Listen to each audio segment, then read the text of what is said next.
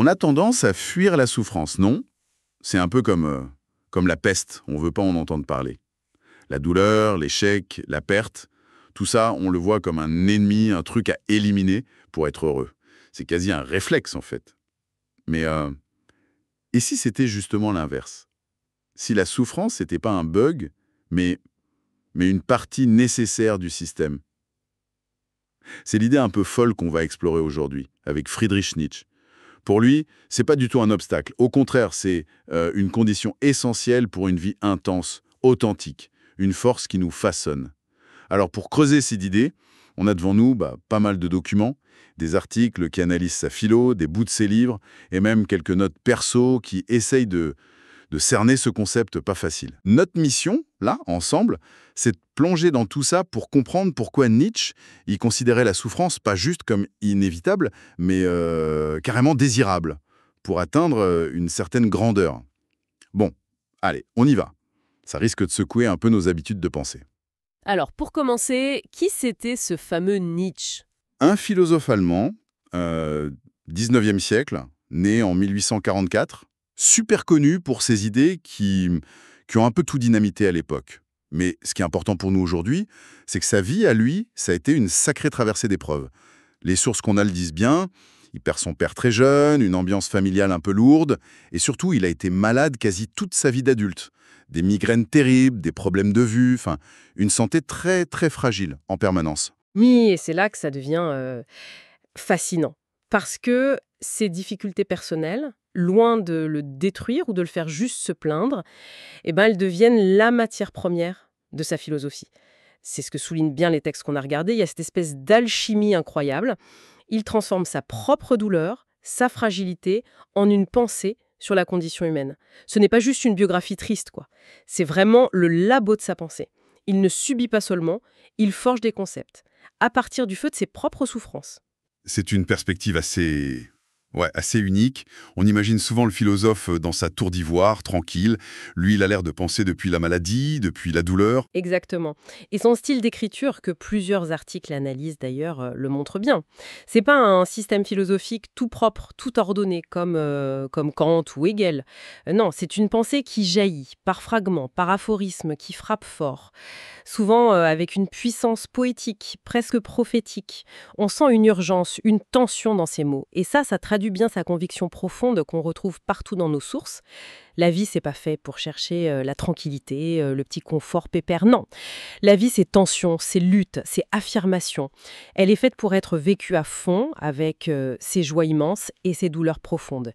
La vitalité, pour lui, elle est là, dans cette capacité à affronter, à intégrer les deux.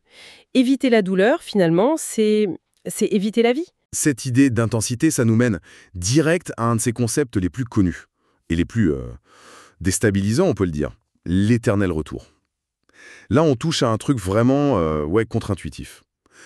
Il nous lance un défi, une sorte d'expérience de pensée. Il nous dit en gros, imaginez que cette vie que vous vivez là, maintenant, avec chaque détail, chaque petit plaisir, chaque rencontre, mais aussi chaque angoisse, chaque échec, chaque douleur qui fait mal, chaque regret. Imaginez devoir la revivre, exactement pareil. Pas une version améliorée, la même. Encore et encore, pour l'éternité. Est-ce que vous tomberiez à genoux en pleurant, ou est-ce que vous pourriez dire oui à ça? Un grand oui. Ah oui, la question, elle est énorme. L'impact est immense. Comme le disent plusieurs analyses dans nos documents, c'est pas juste une théorie sur le temps ou l'univers, c'est un test existentiel radical, un révélateur en quelque sorte. Ça nous met face à notre propre vie. Et est-ce qu'on l'aime assez pour vouloir la revivre sans fin, malgré et avec ses souffrances? Dire oui à cet éternel retour, c'est dire oui à sa vie, totalement, sans filtre. Et c'est là que le rôle de la souffrance change complètement. Elle n'est plus l'intruse qu'il faudrait chasser, elle fait partie du lot, indissociable du reste. Elle devient même, paradoxalement, une alliée dans cette affirmation de la vie. C'est un signe qu'on est vivant, qu'on résiste, qu'on avance. D'accord, mais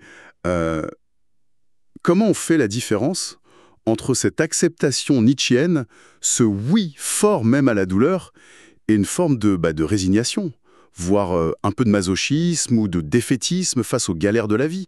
C'est une question qui revient souvent, non? C'est une distinction essentielle, oui, et les nuances comptent beaucoup. L'acceptation dont parle Nietzsche, telle qu'on la voit dans les textes, ce n'est pas du tout une soumission passive. Ce n'est pas se complaire dans la douleur, genre souffrir pour souffrir, non. C'est un acte d'affirmation, très actif en fait. C'est regarder sa vie en face, les bons et les mauvais côtés, et dire oui, c'est ma vie, et je la veux comme ça, parce que c'est elle qui me fait être ce que je suis. La résignation, elle, c'est plutôt la faiblesse, le regret. On aurait voulu que ce soit différent. Nietzsche, lui, il oppose à ça l'amor fati, l'amour du destin. Aimer ce qui arrive, pas parce que c'est bien en soi, mais parce que c'est. C'est transformer ce qui est nécessaire en volonté. La souffrance n'est pas voulue pour elle-même, mais elle est acceptée comme la condition inévitable pour grandir, pour vivre intensément, pour créer de la valeur. C'est le prix à payer pour une vie qui ne soit pas juste tiède. Le masochiste, il aime la douleur. Le résigné, il la subit en silence.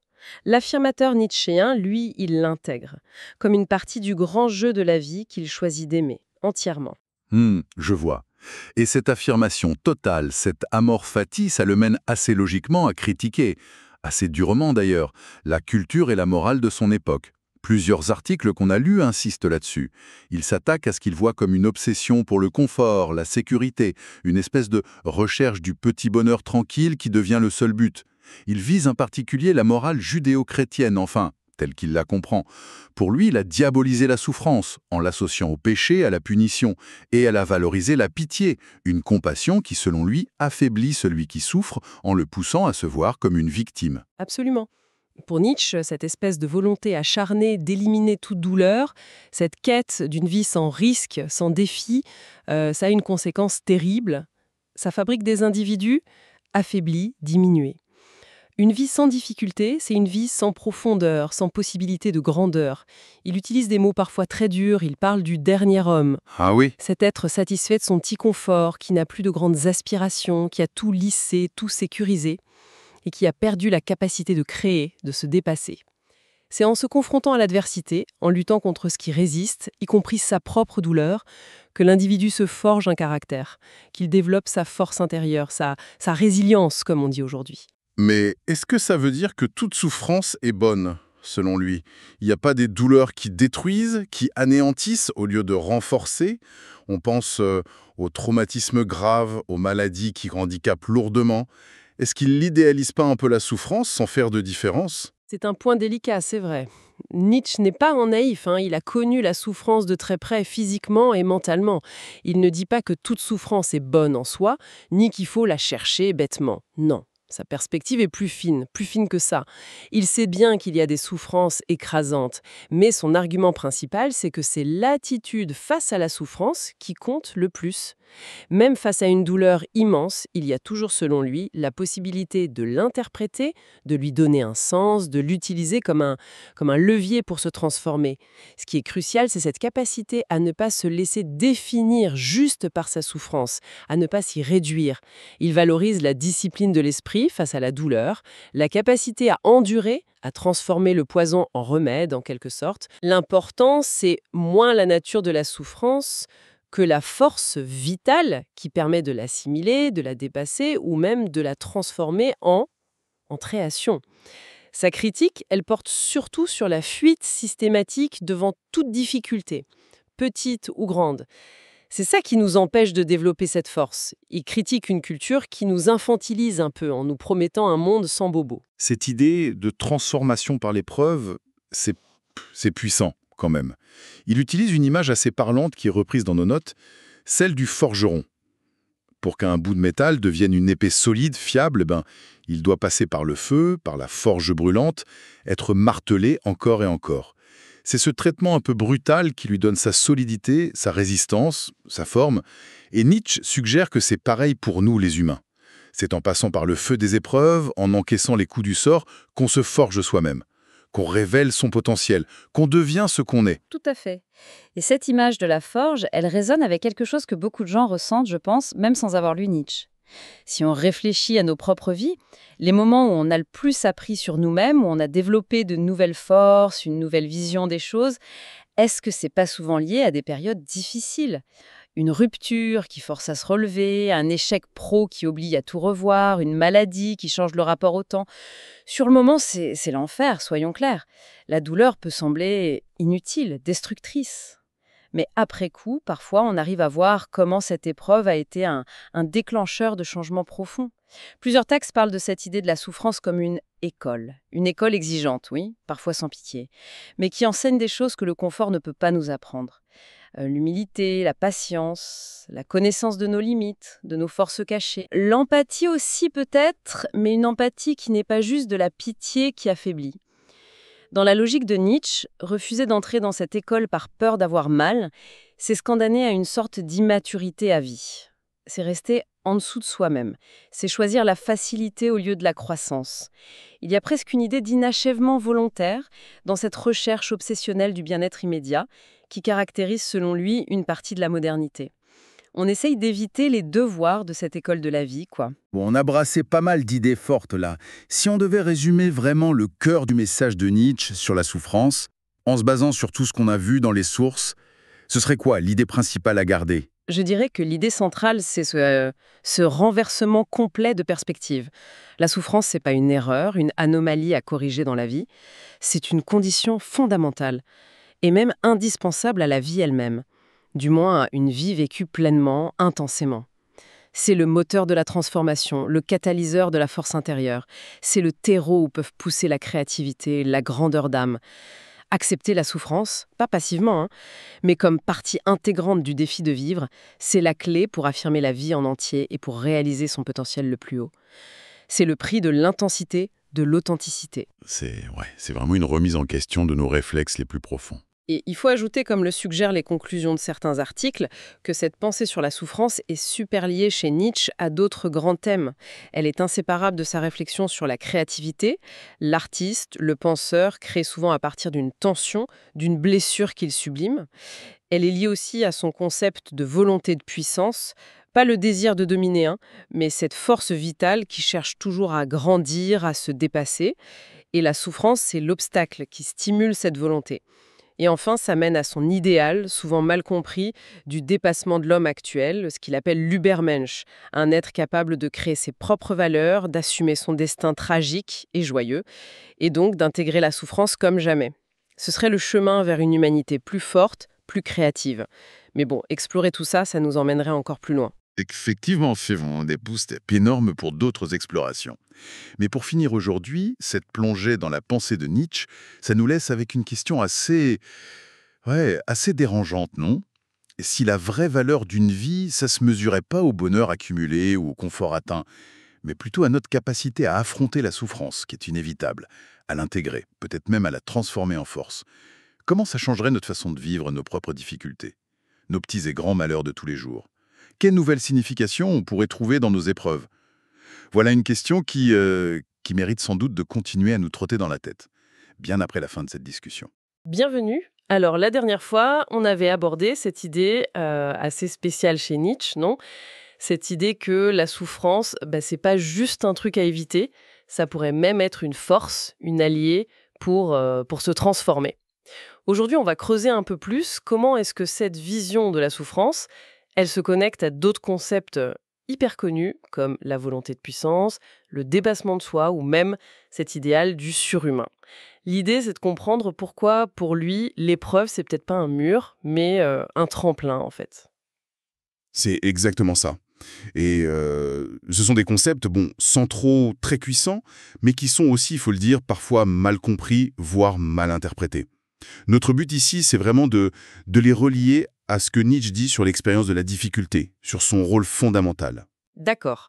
Alors commençons par cette fameuse volonté de puissance. Rien que le mot, ça fait un peu peur, non? On pense tout de suite domination, force brute. C'est ça ou c'est plus subtil? Ah, c'est beaucoup plus subtil. Et c'est vraiment une des erreurs d'interprétation les plus courantes. La Villers-Macht, ce n'est pas d'abord une volonté de pouvoir sur les autres. C'est une pulsion vitale, une force fondamentale qu'on retrouve dans tout ce qui vit. C'est un élan, si vous voulez, qui pousse à grandir, à s'étendre, à surmonter des résistances, à devenir plus. Pensez à une plante, voilà, qui pousse, qui cherche la lumière malgré les obstacles.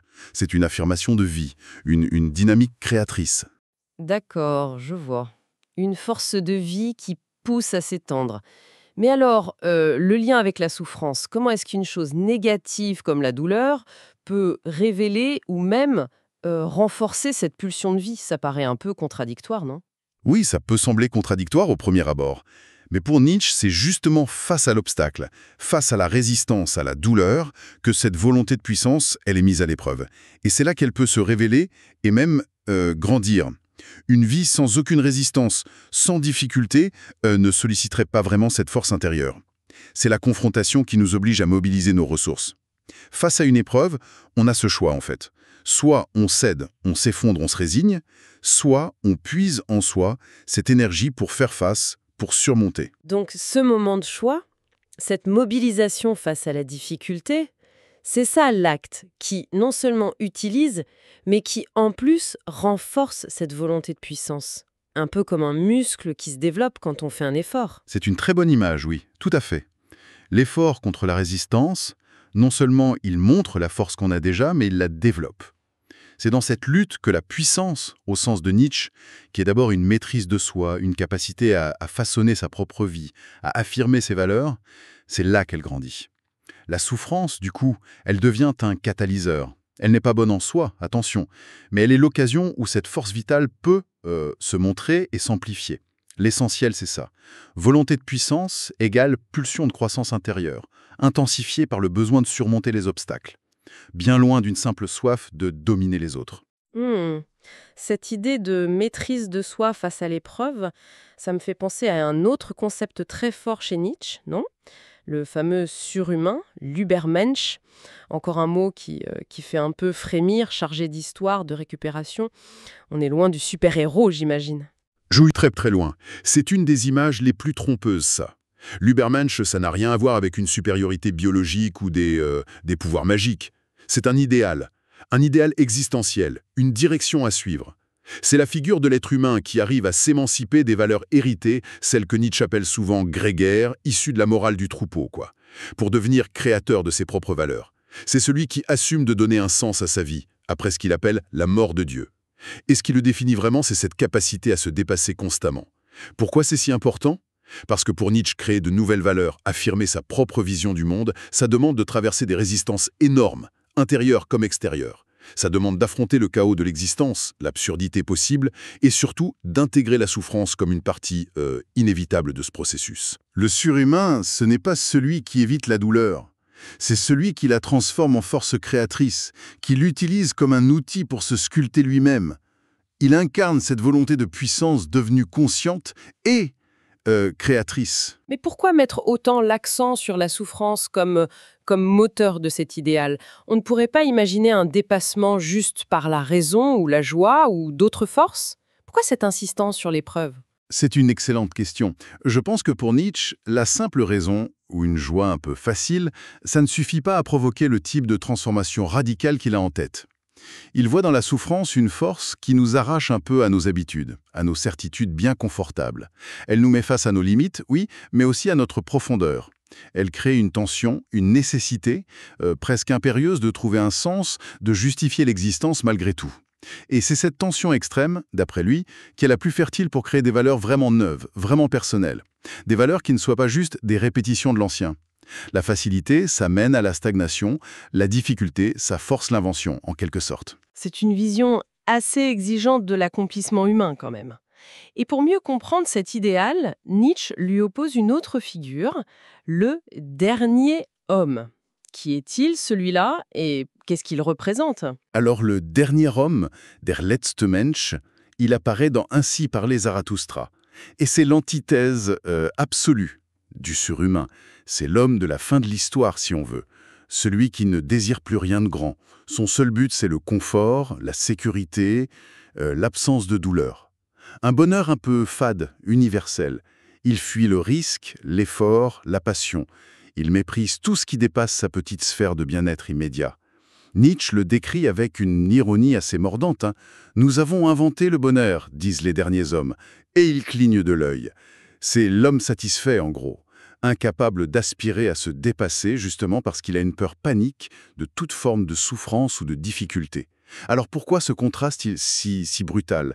Pour Nietzsche, le dernier homme, c'est le danger ultime pour l'humanité, une sorte d'involution, un nivellement par le bas, où on sacrifie toute possibilité de grandeur, de créativité, de profondeur, au nom d'une sécurité et d'un confort absolu. C'est une humanité fatiguée qui ne veut plus créer, qui ne veut plus souffrir, et donc qui ne veut plus vraiment vivre intensément. Le surhumain, lui, il choisit le chemin inverse. Il accepte, et même il affirme, la difficulté et la souffrance comme des conditions nécessaires à la liberté, à la création et à l'affirmation pleine de la vie. Pense à améliorer le bien-être, c'est quand même un moteur important du progrès humain, non? Est-ce que Nietzsche ne rejette pas un peu vite ce désir fondamental? C'est une objection tout à fait pertinente. Nietzsche n'est sûrement pas contre l'amélioration des conditions de vie, ce n'est pas ça le propos, mais sa critique, elle vise autre chose. Elle vise le risque que cette quête de confort devienne le seul horizon, qu'elle éteigne toute aspiration à quelque chose de plus grand, de plus difficile, de plus exigeant. Il a peur que l'élimination de toute friction, de toute tension, mène à une sorte d'anesthésie existentielle. Son discours est volontairement polémique, provocateur. Il veut nous secouer, nous rappeler que les plus grandes réalisations humaines, les expériences les plus profondes, naissent souvent de la confrontation avec ce qui résiste, pas de la facilité. Il ne dit pas « cherchons la souffrance », mais plutôt « attention à ne pas fuir la difficulté au point de perdre notre capacité à créer et à nous dépasser ». D'accord. Et ça nous amène directement à ce lien entre souffrance et créativité. C'est une idée un peu presque romantique, l'artiste torturé. Comment Nietzsche l'explique plus précisément? Est-ce que la douleur est vraiment une condition nécessaire à la création? Alors, Nietzsche va plus loin que le simple cliché romantique. Pour lui, la créativité authentique, que ce soit en art, en philosophie ou même dans la façon de vivre sa vie, elle puise souvent son énergie dans une forme de tension, de manque, de lutte intérieure. La souffrance, au sens large, physique, psychologique, existentielle, elle crée cette tension. Elle brise les cadres habituels, elle force à voir le monde autrement, elle donne une profondeur, une urgence à l'expression qui manque souvent à ceux qui vivent dans une satisfaction, disons, paisible. Il ne dit pas que seule la souffrance crée, attention, mais il dit qu'elle est un puissant stimulant, une sorte d'engrais pour l'esprit créateur. Elle fournit l'intensité nécessaire pour briser les conventions et inventer du neuf. Oui, on peut penser à des exemples concrets, bien sûr, des artistes dont les œuvres les plus fortes semblent nourries par des épreuves personnelles. Mais est-ce que c'est une règle absolue? On ne peut pas créer de grandes choses à partir de la joie, de la plénitude aussi. Bien sûr que si. Nietzsche ne nie absolument pas la créativité qui vient de la plénitude ou de la joie, d'ailleurs. Il parle souvent d'une sagesse gay. Mais il insiste sur le rôle spécifique de la souffrance pour atteindre certains types de profondeur ou pour opérer des ruptures vraiment radicales.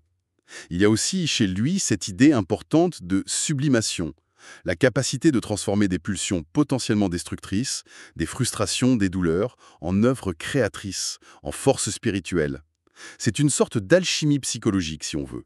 Transformer le plomb de l'expérience négative en or de la création ou de la connaissance. Ce n'est pas tant que la souffrance soit la seule source, mais plutôt qu'elle est une source particulièrement puissante qu'il faut apprendre à ne pas gaspiller, à ne pas laisser tourner en ressentiment ou en apitoiement. Et ce qui rend cette philosophie si marquante, c'est qu'elle semble avoir été vécue par Nietzsche lui-même. Sa propre vie a été traversée par d'énormes difficultés physiques, c'est bien ça, hein? Oui, tout à fait, et de manière assez frappante. Dès sa jeunesse, et puis tout au long de sa période de création la plus intense, Nietzsche a été vraiment accablé par des problèmes de santé chroniques et extrêmement douloureux. Des migraines quasi constantes qui le laissaient cloué au lit pendant des jours, des troubles de la vue très sévères qui rendaient la lecture et l'écriture très pénibles, des nausées, une fragilité générale, Ça l'a contraint à une vie de quasi-reclus, toujours à chercher des climats plus cléments. Et pourtant, c'est dans ces conditions extrêmes, souvent au bord de l'effondrement physique, qu'il a produit cette œuvre d'une densité, d'une originalité, d'une puissance explosive. Sa vie n'est pas juste cohérente avec sa philosophie, elle en est presque la démonstration vécue. Il a vraiment vécu cette transformation de la souffrance en moteur de pensée. On peut imaginer que sa propre lutte contre la douleur a nourri directement sa réflexion sur la volonté de puissance, sur la nécessité de créer des valeurs pour donner un sens à une existence qui, sinon, aurait pu lui sembler juste insupportable. Il montre bien que la fragilité physique n'empêche pas la force spirituelle, et que l'adversité peut même devenir le terreau d'une pensée radicale. C'est assez impressionnant. Bon, si on essaie de résumer un peu tout ça, on a cette volonté de puissance, donc pas une domination, mais une force de vie intérieure qui cherche à croître et qui est comme aiguisée par l'épreuve. On a l'idéal du surhumain, cette figure de celui qui assume cette confrontation avec la souffrance pour créer ses propres valeurs et qui se distingue radicalement du dernier homme, lui qui ne cherche que le confort anesthésiant. Et enfin, cette idée que la souffrance, si elle est affrontée et transformée, eh bien, elle peut devenir une source majeure de créativité et de profondeur. C'est bien ça? C'est une excellente synthèse, oui, tout à fait. Et tout ça, ça nous ramène à une question fondamentale. Peut-être la question que Nietzsche pose à chacun d'entre nous, implicitement. Qu'est-ce qu'on fait de notre propre part de souffrance? Celle qui est inévitable dans toute vie. Est-ce qu'on la laisse nous définir par la négativité, le ressentiment, la plainte? Ou est-ce qu'on choisit, même si c'est difficile, de la regarder en face et d'essayer d'en faire quelque chose? Un levier pour grandir, un matériau pour créer, une occasion d'affirmer notre force de vie contre ce qui voudrait la nier. Et il faut vraiment insister sur la nuance. Ce n'est pas un éloge masochiste de la douleur. Nietzsche sait très bien que la souffrance fait mal, qu'elle peut détruire. Il ne dit pas « réjouissez-vous de souffrir ». Il dit plutôt « puisque la souffrance est là, puisqu'elle est inévitable, ne la gaspillez pas ». Voyez si vous ne pouvez pas la transmuter, l'utiliser pour devenir plus fort, plus libre, plus créateur. C'est un appel au courage, en fait, à l'affirmation, même dans les moments les plus sombres. Donc, au final, la souffrance chez Nietzsche, ce n'est décidément pas juste une ombre au tableau, c'est une composante essentielle de la condition humaine. Difficile, certes, mais qui cache un potentiel de transformation immense. Elle peut être le catalyseur qui active notre volonté de puissance, le défi qui nous pousse vers cet idéal du surhumain, celui qui forge son propre destin, et peut-être le feu qui alimente la créativité. Une perspective exigeante, c'est sûr, mais qui ouvre des horizons sur la manière de vivre pleinement, même face à l'adversité. Exactement. Et cette idée d'assumer pleinement son destin, y compris ses aspects les plus douloureux, eh bien, ça nous amène au seuil d'un autre concept nietzschéen, peut-être le plus radical de tous, l'amor fati, l'amour du destin. Qu'est-ce que ça signifierait? Non seulement d'accepter la souffrance comme inévitable, non seulement de la transformer, mais d'aller jusqu'à l'aimer, la vouloir comme partie intégrante et nécessaire de ce qui fait notre vie unique. Dire oui à tout, sans réserve. C'est une pensée assez vertigineuse, hein, une invitation à une affirmation totale de l'existence, de quoi laisser songeur, et peut-être une piste à explorer pour une autre fois. Bienvenue, aujourd'hui on plonge dans la pensée, disons-le, souvent assez déconcertante de Friedrich Nietzsche. Et on va s'attaquer à un gros morceau, sa vision de la souffrance. Un sujet universel, mais qu'il aborde, lui, d'une façon vraiment unique. On va s'appuyer sur des extraits d'un texte, Nietzsche, l'amour du destin et l'éternel retour, pour explorer deux concepts clés. Il y a d'abord l'amour fati, l'amour du destin, et puis cette idée choc, l'éternel retour. Oui, deux notions fondamentales chez lui. Alors on avait déjà un peu survolé à partir de ce même texte comment Nietzsche voit la souffrance non pas comme un cul-de-sac, mais plutôt comme un moteur. C'est ça, un carburant pour se dépasser, pour forger sa force, même sa créativité. Voilà, c'est un peu notre point de départ. La souffrance comme un tremplin, en quelque sorte. Mhm. Mais là, on va essayer d'aller plus loin. Comment on passe du stade où on supporte la difficulté à carrément l'aimer? Aimer son destin, même dans ses aspects les plus sombres. C'est le grand défi qu'il nous lance, oui. Bon, décortiquons ça. Commençons par cet amor fati, l'amour du destin. Oui. Et dit comme ça sonne presque poétique, mais l'idée derrière est radicale, non? Ah oui, tout à fait. C'est pas juste accepter passivement ce qui nous tombe dessus. Pas du tout. Faire avec. C'est plus fort que ça. Beaucoup plus fort. C'est aimer ce qui arrive. Vraiment. Aimer les réussites, bon, ça c'est facile. Ah oui, ça va. Mais aussi les échecs, les pertes, les grosses galères, quoi. C'est presque mettre tout sur un pied d'égalité. Comme un immense oui à la vie dans sa totalité, sans rien vouloir effacer. Et les passages qui font mal, c'est vertigineux comme changement de perspective. C'est clair. Et ce qui est fascinant ici, dans l'analyse de notre source, c'est que cet amor fati est présenté pas comme une résignation, mais comme une libération. Une vraie libération. Une libération. Comment ça? Eh ben, Nietzsche s'oppose frontalement à ce qu'il considère comme une sorte de maladie de l'esprit, cette tendance qu'on a à ressasser le passé. Ah ouais. « Et si j'avais fait ça, pourquoi moi ?» Voilà. C'est ça. Les regrets, les reproches. Il voit là-dedans une source permanente de frustration, une sorte d'impuissance qu'on s'inflige à soi-même finalement, hein. Je vois. Et c'est là que le concept devient puissant d'après le texte. Si on refuse de souhaiter que les choses se soient passées autrement, eh bien, on se libère de ce qu'il appelle le ressentiment. Le ressentiment, oui, cette tendance à toujours chercher un coupable. C'est les autres, les circonstances, le destin, pour expliquer sa propre souffrance. C'est une posture de victime, en fait, et ça nous affaiblit. D'accord. Alors que l'amour fati, c'est l'inverse. C'est reprendre le contrôle. Pas en changeant le passé, ça c'est impossible, mais en changeant radicalement notre regard sur ce passé. Ok, donc pas juste accepter, mais transformer activement notre rapport aux événements. Mais comment on fait ça, concrètement? Le texte donne des pistes. Transformer la douleur en quoi, au juste? Disons que le texte suggère une sorte d'alchimie intérieure. Au lieu de voir la douleur comme un mur infranchissable, Oui. On la voit comme une information, comme une matière première presque. La question change. C'est plus pourquoi ça m'arrive à moi, mais plutôt, ok, qu'est-ce que ça m'apprend? Qu'est-ce que cette épreuve peut faire de moi? Ah d'accord, passer de pourquoi à pourquoi faire. c'est un peu ça, oui. Chaque difficulté devient une occasion de forger son caractère, d'aiguiser sa compréhension du monde, de soi. On passe d'une posture passive, celui qui subit, à une posture active, celui qui intègre, qui utilise. L'idée forte, c'est que sans ces moments difficiles, on ne développerait peut-être jamais certaines forces, certaines lucidités. C'est exigeant comme vision. On sent bien qu'il ne cherche pas à nous ménager, Nietzsche. Source, l'éternel retour. Là, on franchit un cap dans le vertige intellectuel. Ah oui, l'éternel retour. Expliquez-nous un peu cette expérience de pensée. Parce que c'est bien comme ça que c'est présenté, non? Une sorte de test ultime. Exactement. C'est une expérience de pensée, sans doute la plus célèbre de Nietzsche. Il nous demande d'imaginer ça. Un démon nous apparaîtrait Ok. et il nous révélerait que notre vie, telle qu'on l'a vécue et telle qu'on va la vivre, eh bien, elle va se répéter, Éternellement. à l'identique. Chaque détail. Chaque détail. Chaque joie, chaque peine, chaque pensée, chaque soupir. Le plus petit comme le plus grand événement. Tout reviendra, dans le même ordre, indéfiniment. Waouh!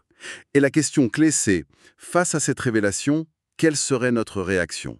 Est-ce qu'on s'effondrerait, désespéré? Ou est-ce qu'au contraire, on accueillerait cette nouvelle avec une joie immense, en criant « encore une fois » Rien que d'y penser, ça donne le frisson. Revivre éternellement ses pires moments, ses erreurs, ses deuils, qui pourrait vouloir ça? Et c'est justement là que l'éternel retour rejoint la mort fati. Ah, le lien est là. Oui, pour Nietzsche, être capable de dire oui à cet éternel retour, souhaiter que sa vie se répète exactement telle qu'elle, c'est la preuve ultime qu'on a atteint la mort fati. D'accord.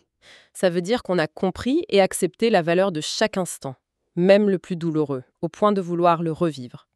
Chaque événement, bon ou mauvais, est comme une note essentielle dans la mélodie de notre vie. Si on changeait une seule note, même une mauvaise, L'éternel retour, c'est embrasser la totalité de son parcours sans rien rejeter. sans réserve. Donc, si je suis bien, l'éternel retour, c'est moins une théorie sur la nature du temps qu'un outil psychologique, Mhm. une sorte de révélateur de notre degré d'acceptation de notre propre existence. Vous êtes tout à fait ça. Selon l'interprétation de notre source. Ouais. C'est un test existentiel, oui. Mhm. Il nous force à nous poser la question, est-ce que je vis d'une manière telle que je pourrais désirer revivre cette même vie indéfiniment? Et si la réponse est non? Eh bien, ça nous pousse à nous interroger. Qu'est-ce qui, dans ma vie actuelle, me fait refuser cette perspective? Mhm. La peur, le regret, le ressentiment dont on parlait? Mhm. Du coup, l'éternel retour devient un levier puissant pour nous transformer. Il nous invite à vivre maintenant de telle façon que chaque instant puisse être affirmé, justifié et même désiré pour l'éternité. C'est une éthique de l'affirmation de la vie, ici et maintenant. Je reviens à ce que je disais. C'est sacrément exigeant. Le texte insiste là-dessus d'ailleurs, que ces idées puissent paraître choquantes, contre-intuitives. Tout à fait. Aimer la souffrance, vouloir revivre ses erreurs, ça va à l'encontre de pas mal de nos réflexes naturels quand même. Absolument. Et c'est voulu par Nietzsche. Notre source le souligne bien. Sa philosophie, c'est pas fait pour le confort douillet. Non, ça on a compris. Elle vise à nous secouer, à nous sortir de ce qu'il voyait comme une morale de la faiblesse. Une morale qui cherche avant tout à éviter la douleur. Alors que pour lui, la vraie grandeur humaine, elle n'est pas dans l'absence de souffrance. Elle est dans la capacité à l'affronter, à l'intégrer et même à la transformer en force vitale. C'est son fameux « ce qui ne me tue pas me rend plus fort », mais poussé à l'extrême. Oui, c'est plus que ça encore. Non seulement ça me rend plus fort, mais j'apprends à aimer le processus lui-même. Alors, qu'est-ce que tout cela signifie, concrètement, au quotidien? Si on essaye de suivre cette logique, comment on aborde les difficultés? Parce que, bon, la théorie, c'est une chose, mais face à une vraie tuile, le texte donne des clés pour passer à la pratique? Le texte ne donne pas de recette miracle, genre mode d'emploi en 3 étapes. Ce serait pas très nietzschéen d'ailleurs. Non, effectivement. Mais il suggère un changement fondamental de perspective. Au lieu de voir l'adversité comme une anomalie, un bug dans notre vie, Ce qu'on fait souvent. oui, il faudrait la voir comme une partie intégrante du voyage, presque nécessaire. Chaque difficulté devient alors moins une agression qu'une sorte de sparring partner. Un partenaire d'entraînement. Voilà, qui nous force à développer nos muscles intérieurs, la résilience, la créativité, la lucidité. Une rupture douloureuse, par exemple, peut nous apprendre énormément sur nos attachements. Un échec professionnel peut ouvrir des portes qu'on n'aurait jamais imaginées. C'est un état d'esprit à cultiver, plus qu'une méthode. Exactement. Mais est-ce qu'il n'y a pas un risque? Le risque de tomber dans une forme de passivité. Si on se met à aimer tout ce qui arrive, même le pire, est-ce qu'on a encore envie de se battre? De changer les choses? De lutter contre l'injustice, par exemple? C'est une objection très importante, oui. Et la source y répond assez clairement. L'amour fati, ce n'est pas du fatalisme passif. Surtout pas. Ah bon? Non, ce n'est pas dire « bon, c'est comme ça, tant pis, je subis ». C'est reconnaître ce qui est, ou ce qui a été, parce qu'on ne peut pas changer le passé, et souvent pas le présent immédiat non plus, mais c'est une reconnaissance active. Active, c'est-à-dire? C'est un acte de volonté. C'est dire « oui, ceci est arrivé, ça fait partie de mon histoire, et à partir de là, maintenant, qu'est-ce que je construis? Qu'est-ce que j'en fais ?» C'est affirmer sa puissance, non pas contre le destin, mais avec lui, en utilisant la matière qu'il nous donne, bonne ou mauvaise. Donc, lutter contre une injustice, ça pourrait être une forme d'amour fati. Tout à fait. Si cette lutte n'est pas nourrie par le ressentiment, la haine ou le désir de vengeance, mais qu'elle est une affirmation de ses propres valeurs face à une situation donnée. C'est une nuance, mais elle est cruciale. Je vois. C'est subtil. C'est une acceptation du réel qui n'empêche pas l'action, mais qui la fonde autrement. Une action sans amertume, peut-être? Exactement. Une action libérée du poids des regrets, du ressentiment. Et c'est là, selon le texte, que réside la promesse de liberté. Liberté. Oui, parce qu'en arrêtant de gaspiller notre énergie à lutter contre ce qui est immuable, le passé, certains faits présents, on libère cette énergie pour agir là où c'est possible. Sur soi-même, sur son attitude, sur ses choix futurs. Et la vie devient potentiellement plus intense? Plus intense, plus riche, oui, parce qu'elle est vécue plus pleinement, sans chercher à en éviter ou à en renier des morceaux. C'est une forme de liberté intérieure face aux aléas extérieurs. Ok. Donc, si on essaie de synthétiser les grandes idées de cette exploration, d'après notre source, pour Nietzsche, la souffrance, c'est pas une malédiction, c'est un ingrédient essentiel à la croissance. Un creuset, oui, un feu qui forge. Et l'outil pour traverser ce feu, et même en tirer quelque chose, c'est cet amour fati, cet amour du destin. Apprendre à dire oui à tout, même aux épreuves. Un prêt permettrait non seulement de survivre, mais de vivre plus intensément, plus librement. Et l'éternel retour, c'est le test ultime, la preuve par neuf de cet amour total pour sa propre vie. C'est ça. Forcément, ça nous renvoie à nous-mêmes. Comment on gère les coups durs personnellement? Est-ce qu'on a tendance à subir, à serrer les dents en attendant que ça passe? La plupart du temps, oui, sans doute. Ou est-ce qu'on pourrait juste envisager, même si ça paraît fou, d'accueillir ces moments comme des étapes nécessaires, peut-être même fécondes sur notre chemin? C'est une sacrée question personnelle que soulèvent ces textes. Le document pose d'ailleurs une question assez directe, je trouve. Si on arrivait vraiment à embrasser ces difficultés, ces peines, ces échecs, non plus comme des accidents regrettables, mais comme des parties intégrantes de notre chemin unique, qu'est-ce que ça changerait dans notre façon d'être au monde, là, maintenant? C'est une excellente question pour finir, oui. Elle met vraiment le doigt sur le potentiel transformateur de ces idées. La souffrance, si on la regarde comme ça, elle cesse d'être juste un problème à éliminer. Elle devient autre chose. Elle peut devenir un catalyseur. La vraie force, dans cette perspective nietzschienne, ce serait pas tant d'éviter la douleur que de trouver le courage et la sagesse d'aimer son propre destin, envers et contre tout. Et peut-être même, comme vous disiez, grâce à tout. C'est vraiment le cœur de la mort fati. Et pour laisser une dernière petite graine de réflexion, inspirée par notre source, la prochaine fois qu'un obstacle se pointe, qu'une douleur surgit, on pourrait tenter l'expérience. Juste un instant. Oui. Essayez de ne pas la rejeter tout de suite. Juste l'observer. L'accueillir comme faisant partie du paysage là maintenant. Qui sait, comme le suggère le texte, peut-être que la clé d'une transformation plus profonde se cache justement là, dans cet accueil radical de ce qui est. Une pensée à méditer, en effet.